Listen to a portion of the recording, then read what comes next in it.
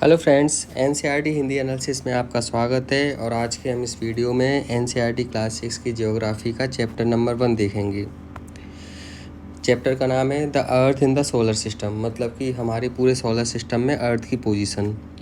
तो आप में से कई लोगों ने देखा होगा रात में शाम होने के बाद में कि आसमान कुछ छोटी छोटी ऑब्जेक्ट से दिखाई देते हैं। पहले तो ये ऑब्जेक्ट बहुत डिम दिखाई देते हैं, फिर बाद में एकदम से इनकी चमक बढ़ जाती है और उसके बाद में एकदम से बहुत सारे ऑब्जेक्ट ऐसे शाइनिंग दिखाई देने लगते हैं जिनको हम गिन नहीं सकते हैं।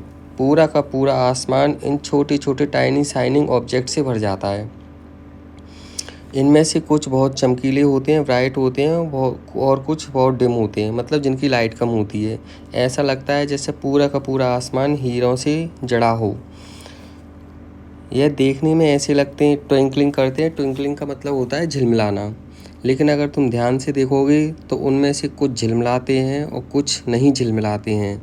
यह सिंपल ग्लो करते हैं, मतलब चमकते हैं विदाउट फ्लिकरिंग, जैसे कि हमारा चांद चमकता है। चांद को भी आपने देखा होगा कि यह तारों जैसा झिलमिलाता नहीं है, बिल्कुल स्थिर चमकता हुआ दिखाई देता है।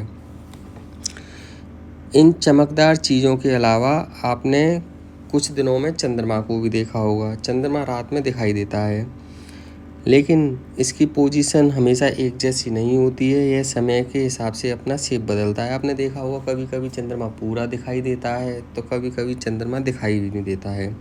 जिस दिन हमें चंद्रमा पूरा दिखाई देता है उसको हम फुल मून नाइट यानी कि पूर्णिमा बोलते हैं।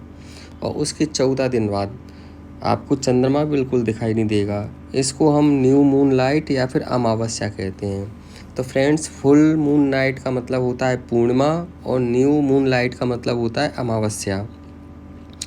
अमावस्या वाले दिन आप पूरी रात को बहुत अच्छे तरीके से देख सकते हो, क्योंकि कोई लाइट हमें आसमान में दिखाई नहीं देती है और पूरा का पूरा आसमान बिल्कुल साफ़ दिखाई देता है।